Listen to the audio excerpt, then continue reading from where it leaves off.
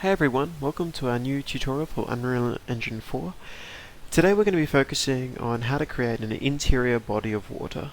Now, the only thing that's really required in this is to actually just have a single material. We're going to be using the grass texture to create the simulated ripples, but you're really welcome to use any type of distortion texture that you can play around with.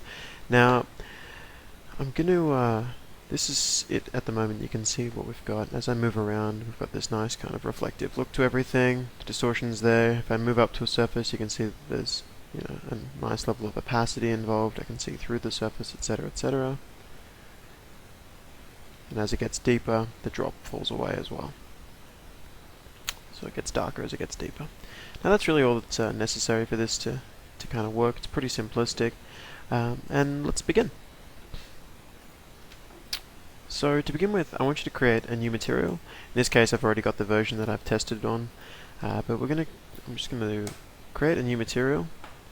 Right click, new material, and I'm going to call this m_interior liquid. I'm going to call mine 02 because I've already got one, but call yours 01 if it's your first attempt. Now, when you double click on it, you should get this window popping up, which is your material editor. Before we move any further forward, what I want you to also do is click on Game. We're going to type in the word grass. I'm going to sort it to textures, and I'm going to grab this normal map here for grass. Now, as I said, this doesn't matter too much as long as it's a tiling distortion texture that kind of works well. This will do. Mine's called Vista Grass, but I know some versions of the game have ground grass as well. Doesn't matter which, as long as it's there. Now I'm going to go back into my material editor, open it up, and what I'm going to do is I'm going to hold down T and left click to add it. So now we've got my normal map here. Now, when it comes to how this distortion texture works, one of the first things that I think is very, very, very important to do is to change the coordinate system that we're going to be using. So for the sake of demonstration, I'm going to click on this and run it into normal. And you can see that this is our texture here. Okay. Now, if I was to go into the world, and I was to drag a plane just to test, move it up, and I'm also going to scale my plane up to be about 50 times or 100 times, yeah. Now if I was to drag this plane up and then apply the material that I've just created to it, that's now nothing but a normal map in black, we're going to notice that there is a pretty obvious issue with it, and that is it's going to stretch it. So see how if I hit it might be difficult to see, so I'll highlight it. As you can see, this single texture is now being stretched across the entire plane, which isn't what we want to do. We actually want to keep this so that no matter how big we make the shape, the ripples are always the same size in world space. So to do that, there's a really, really simple way to go about it. And what we want to do is we want to add an absolute world position. So do a search for the word world and drag that in. What I'm going to do next is I'm going to divide the world position. Now to get the divide, I held down D and left clicked. I'm going to divide the world position by the amount that I want this texture to tile. So in this case, I'm going to hold down 1 to add a constant, or you can alternatively type in the word constant up here. And for the constant, I'm going to set the value to 1000. I might go with 1200 and see how that looks.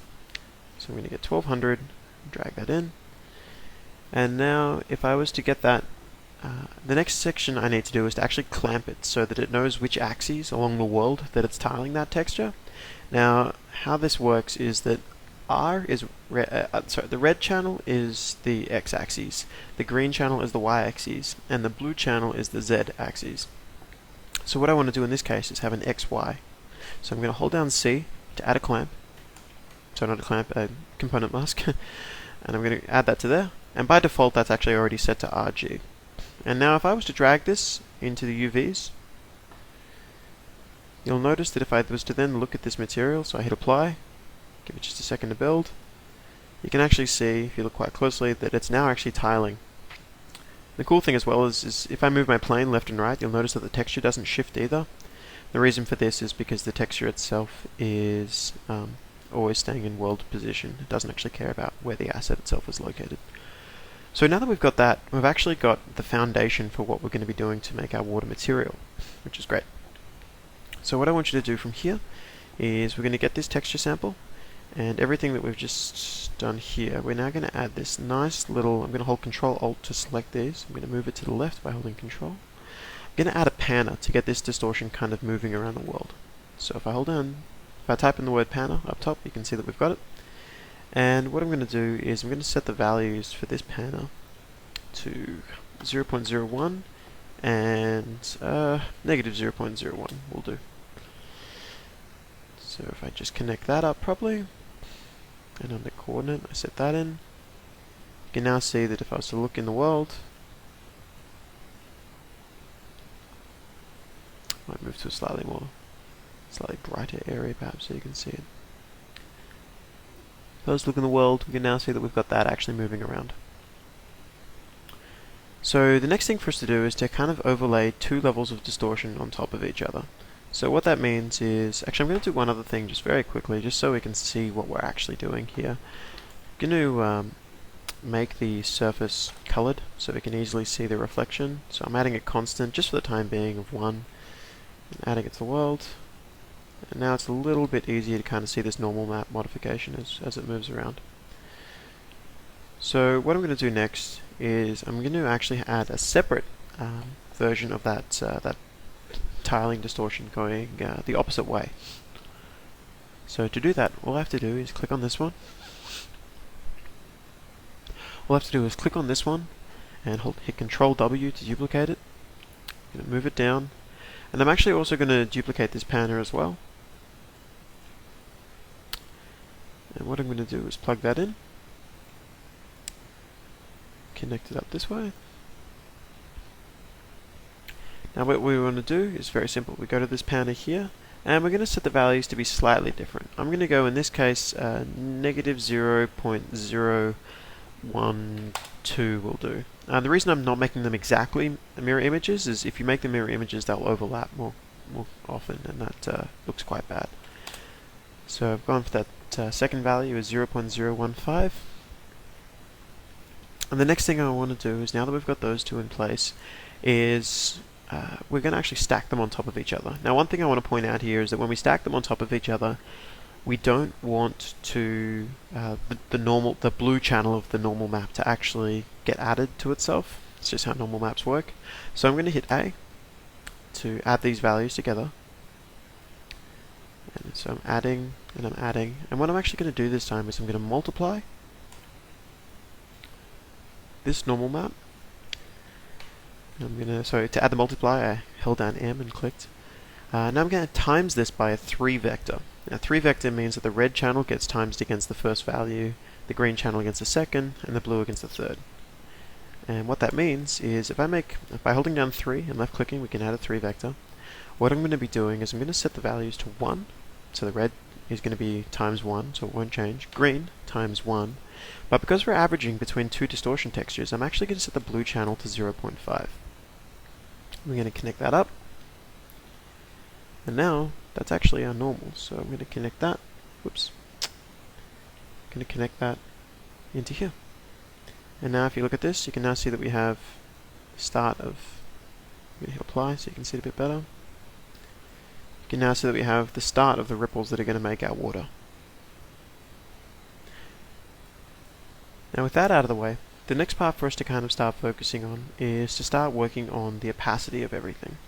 Now the opacity really matters for two sections. First off, we really care about the depth, and we care about the Fresnel. So to do the opacity, all we need to do is, or to begin, before we actually do anything further, we need to actually set this material to know that it is a transparent material. Just cleaning this up. So to do that, just click anywhere on the background, and what you want to do is under translucency, under material, you want to set your settings to just be a translucent material. Cool. Now with that set, all we need to do from this point on, I'm going to delete my base color now because it's no longer that necessary. All we need to do from this point on is to actually go and set up the opacity values themselves, which is going to be, first off, we need a depth fade. So do a search for the word depth, and you'll find this one called depth fade. Drag that into the scene. Now a depth fade is a pretty useful little utility. All it does is it fades between two values, 0 and 1, according to how deep something is, which is really useful for kind of adding transparency as something fades away. So what we're going to do here is we're going to get that depth fade, and we're going to set the depth of the water to be, actually the default values 1 to 100 are probably going to be okay to start with. And what I need you to do from here is we're going to get this, and we're going to multiply that against a Fresnel. So I'm going to hold down M to add a multiply. I'm going to go up to here and do a search for the word Fresnel, and grab a Fresnel, drag that in. So if you've never seen a Fresnel before, I'm going to preview it so you can see. Fresnel essentially grabs these outer values as I move around it. It always grabs those things that are facing away from the camera as they kind of angle out. This is what we're going to use to make the water kind of seem a bit more realistic. So I'm going to get that Fresnel, and we actually want to flip it around. So I want this inner area to be white and that distant angled area to be multiplied. So to do that, what we actually need to do is get what's called a 1 minus. I'm going to drag that in. And now with that 1 minus, connects to there.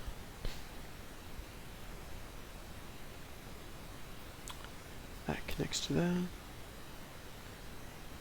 That connects to there. And now if I stop previewing it, so now if I get that, I'm going to now connect that to my opacity. And you'll now see that that's how our opacity works. We're starting to get that look. So I'm going to hit apply. Now it's going to look very weird initially in the world, but as you can see, we're starting to get some opacity that, over there it's semi-transparent. I think that's come out rather well. Now the next thing I want to do is I'm going to want to actually use this same depth value that we've got here to also control the refraction. So the refraction is like the distortion in the water. And this is actually incredibly simple to do. All I have to do is get that value there, the depth fade, and multiply it by whatever we want the refraction value to be. So in this case, I'm actually going to add this as a parameter. So to add a scalar parameter, what we do is we hold down S and left click. Oops. And I'm going to call this refraction amount. I'm going to set it to, off the top of my head, I'm thinking 2. And I'm just going to multiply that fade against the refraction amount. And that's going to run out of here into refraction. And now if I was to look in the world, hit apply, might be a little tricky to see for you, but what we've essentially now got is some distortion that's actually happening through the water. So that adds, the first critical step. Next up, to kind of get the last elements happening, as you can see that's already starting to look reasonably good. Next up is to really kind of handle the coloring of the water and making sure that looks realistic. So that part's pretty straightforward as well, which is going to be to actually work off of this base color node up here. Now to do that, what we need to do first off is we're going to be blending between two colors that the water could potentially be. So I'm going to move everything down just a little bit to kind of neaten this out just a bit. Move you around as well. So to do this, what we're actually going to need to do is hold down V and add a vector. So I'm going to call this dark color, and I'm going to set the values of dark color to 0.015, 0.03, and 0.06. Should get me like a nice dark blue. Now I'm going to hold down V again. This time I'm going to call this light color. And this one is going to be equal to 0.2, 0.45, and 0.5. We've got this nice light blue as well, so we're going to be fading between these two. From this point on, all I need to do is we're going to blend between these according to the angle that the surface is. So I'm going to add a linear interpolate or a lerp, hold down L and left click, and I'm going to run this blue into A, this blue into B. From this point on, I want to add a Fresnel. So again, bringing this in, this is what's going to control it. That's now tied into my alpha. And this time on the Fresnel, we're going to do something a little bit different, and we're actually going to make sure that this Fresnel's using the normal map to kind of really add to it, make it look a lot more realistic. Now with that in, if I was to preview this on mesh, you can now see that according to the angle of the water, we kind of have that look going on, which is incredibly important. The next thing we're going to do is we're going to multiply this by a depth fade. Because I want this depth fade down here that controls opacity to be different to the depth fade that I use to control the color, I'm going to duplicate this one, and I'm going to set the distance to around 500. So this time what I'm going to do is I'm going to multiply that linear interpolation by the coloring. Stop previewing. And then the last thing that we really want to make sure that we've got here is we're going to hold down M, and I'm actually just going to multiply this by a general number that is just to control the overall darkness. So this is going to be called a diffuse multiply. So I'm going to hold down S to add a scalar parameter, and we're going to call this diffuse multiply. And I'm going to set that to 0.1 for the time being. Connect it up, and we're going to run this into base color. There we go. And now if I was to look at this in the world, hit apply, give it just a second.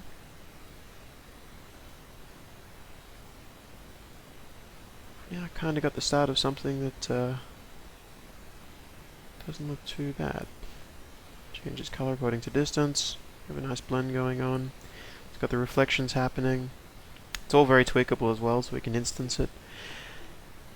So that's that core part set up. The next thing I'm going to want to do is I'm actually going to have this water moving around in world space, so it kind of like ripples up and down. So stick around for the next part of the tutorial, and I'll show you how to do that.